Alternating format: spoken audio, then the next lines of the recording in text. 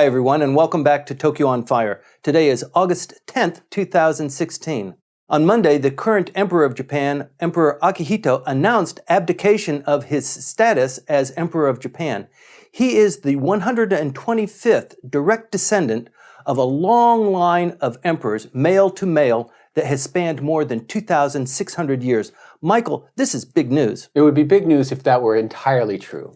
When you look at the historical record, it's about 1,600 years, which still makes it the longest in human history. Longest dynasty in human history. Right. And when they say... And who's counting? And when they say male only, the male only aspect actually came only in the 19th century. There were empresses in the past, but it's true that none of their descendants are now on the throne. Mm-hmm. They served in place of a male who would have otherwise served there. And in one period of Japanese history, the Nara period, empresses were the rule rather than the exception. But currently, it is a male-only preserve, and the current emperor, he wants to hand off his position to his son. Mm-hmm. There are so many things to talk about with this particular issue, and one of the reasons why we've decided to roll out Tokyo on Fire 24 hours after we upload it is because the news cycle has just really increased, and this issue in particular really represents that pace. I mean, who would have thought that the emperor would have appealed to the Japanese population and said, you know, I'm getting a little bit tired here, and I think I would like to abdicate. What do you think? Well, he certainly had to go about it in a very strange way. The story is that he wanted to talk about it last December in his annual message, which he gives on his birthday, but that it was not possible to arrange the exact wording of what he wanted to say. And what he wants to say and what he can say are two very different things. Mm-hmm. Because under the Constitution that was established in 1946 by the United States, et cetera, et cetera, et cetera, he doesn't have a political role and in fact should not be involved in politics. He can't even comment. He can't even use his voice, powerful because it's so powerful, to comment on political happenings. Well, specifically, he cannot say, this is the way the law is now, I'd like it to be this way. Mm-hmm. That's absolutely forbidden. There's no question about that. So when he wants to talk about abdication, which is not currently in the imperial house law, mm-hmm. what's he going to say? They couldn't figure it out in December. And then suddenly we had a report on NHK. Mm-hmm. The emperor wants to talk about that. And boy, did they have a witch hunt on who was spilling the beans there, didn't they? Of course, the government... State secrets law. Just went completely bonkers about, no, this can't be true, this is not right. The Imperial House Agency, the people who run the Imperial Institution... This is all by design, though, internally. Exactly. Mm-hmm. Everything was all for show so that everyone could tick off their boxes. Yes, I objected. Yes, I said this was the wrong way to go about it, but here we have a fait accompli. Right. And that's what they had. And then a week later, he announces, I would like to talk to the nation. And on a Monday, he made that announcement, and he did talk for quite a long time. I mean, it was only the second time ever that he had ever spoken on television. It wasn't live like his first broadcast, which was immediately after the 3/11 disaster, when he called upon the nation to gather together and that everyone was going to be all right. Right. We're having a tough time now. And it was an extraordinary moment in Japanese history because it was not the political leadership of the country that made this statement. It was the emperor. Mm-hmm. And Prime Minister Khan was invisible during that week. He was so deeply involved in rescue and recovery efforts and fighting with the LDP, which was blaming him for the blow up at Fukushima. And it was the emperor who stepped in and the imperial family which stepped in and became the center of the country. Mm-hmm. And that extra burden that he and the imperial family have taken on really has made his last few years incredibly busy and exhausting for him. And as a human being, many people believe he deserves a rest. The last time the emperor went live like this was at the commemoration of the 70th year end of the Pacific War. Well, he does that speech every year, and it's just a written thing that he does. And yes, but it's not his message, really. It's drafted by somebody else, and it's a generalized message. Here he spoke from the heart and saying, I'm a human being, and I'm over 80. Things are not going so great. I've had surgery, and we've had in the past a situation, and he was referring, of course, to that horrible time in 89 when his father was dying, he was dead, but the machines were still keeping him alive, even as his body was melting away. And the entire country came to a standstill. You remember that? It was a very dark time. We were canceling everything. Parties, no parties, everybody changed. Neon lights, turn them down. Everything. And he said, I don't want to be part of that. And so let's see what we can do. He can't suggest what is happening. Immediately after the speech, Prime Minister Abe went on. And again, for me, Mr. Abe is going from disappointment to disappointment.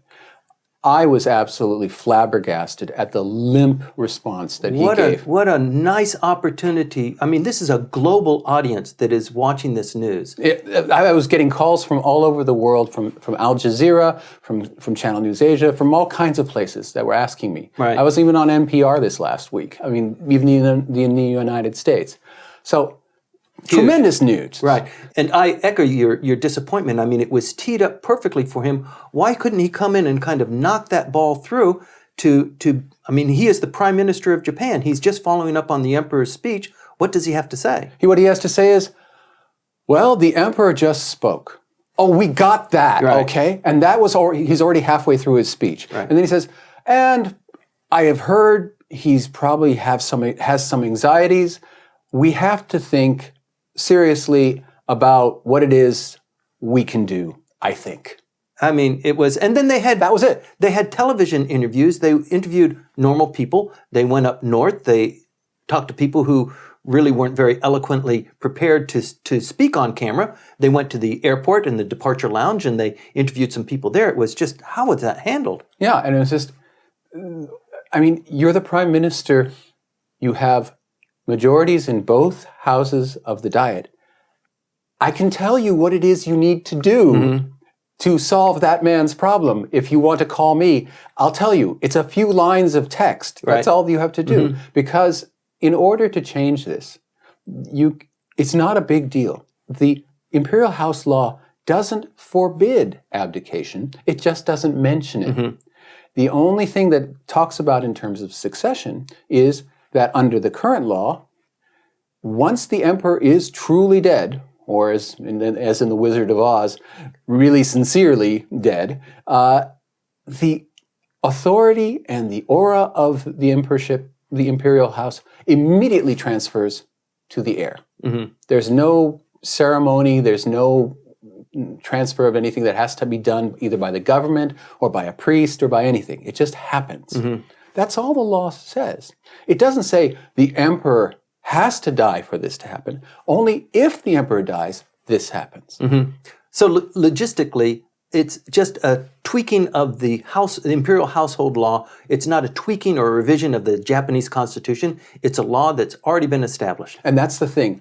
Conservatives and also the Sankei Shimbun began just putting out misinformation about this very simple process, saying that the Sankei asked, should we change the Constitution to allow abdication in one of its polls? Right. It's not necessary. Right. There's nothing in the Constitution about the succession at all. Let's talk a little bit about this tension or this apparent tension between the imperial household and the current prime minister. Well, there's certainly no love lost between them, but you're not going to hear that in public and you're not going to see that in writing. But certainly when we had the end of occupation celebration, the commemoration, on April the 28th in 2013, the first year that Mr. Abe was in power the second time around.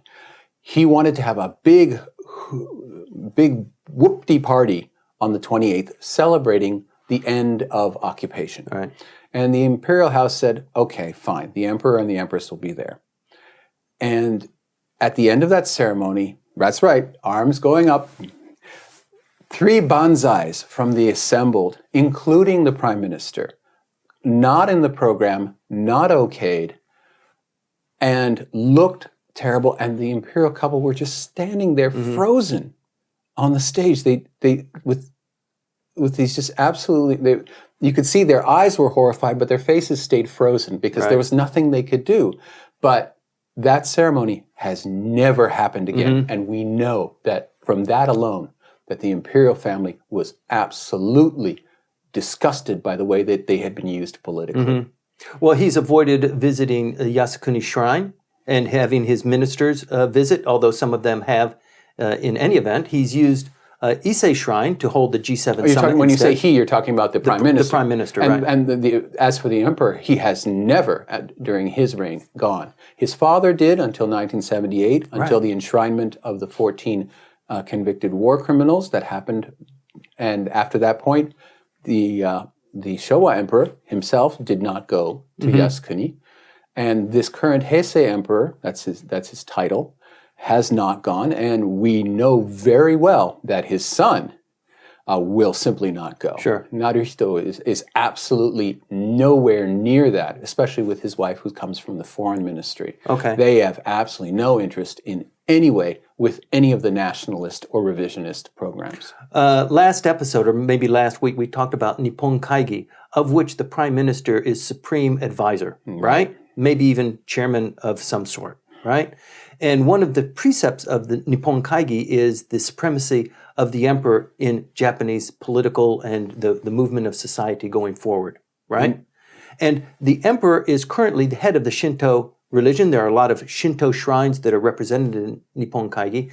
This tension, I think it's difficult for people to understand what's going on here. It seems like they should be coalesced and working together, when in fact it looks like they're working at different angles. Well, if Mr. Abe wants to disavow that his association with the Nippon Kaigi as something that controls him, there's no way he can disavow his contact with them. He makes video clips that are then shown at their national convention. Okay, he's there. But if he wants to say, yes, I'm a member, yes, I'm a part of the leadership, but it doesn't control me. A nice way to say that would be, I'll do this for the emperor. He had that chance. He didn't take it. And he didn't take it. No, he didn't. And that's somewhat strange, because you would think he's going to use all of the tools at his disposal. Why not, acquiesce somewhat? I mean, the emperor has the hearts of all of the people, and the prime minister has at least a majority in the upper house and the lower house. Where's the rub? Yeah, what's the problem? Is it really that he must, at the end of the day, look to them and say, you're my people, I'm with you.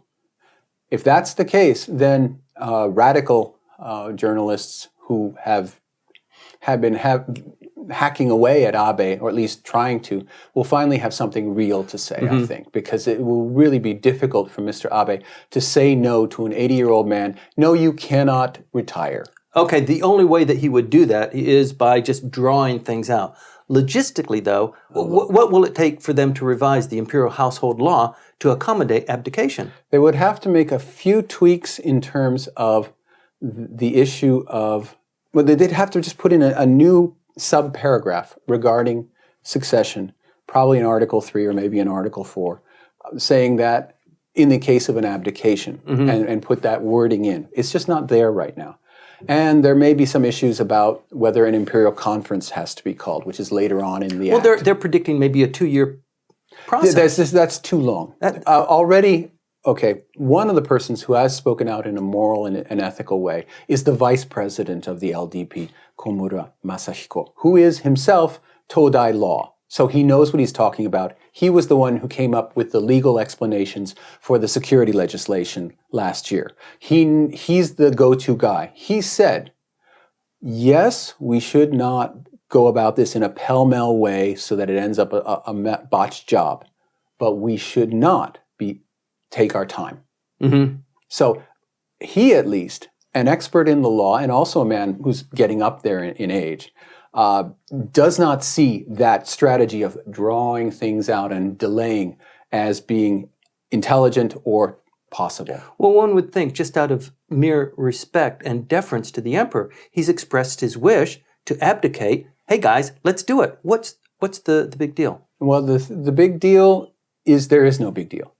That's the big deal. That if Mr. Abe had a heart and had a willingness to do this, he could convene an extra or a session of the Diet or wait until the extraordinary session in the fall and get all the people in his party. Hey, it's a parliamentary democracy. Everybody in your party votes along the party lines or else they're in the freezer. Right. So he gets everyone in his party to vote in the House of Reps and the House of Councilors. Doesn't have to get the Komeito involved, doesn't need the DP, doesn't need anybody else. He's got 50% majorities in both houses. It could be done the next Diet It could session. be done in a day if he wanted to. He just has to want to. These kinds of things are always interesting to follow. There are always interesting dynamics. We delve into them every week. Please stay tuned.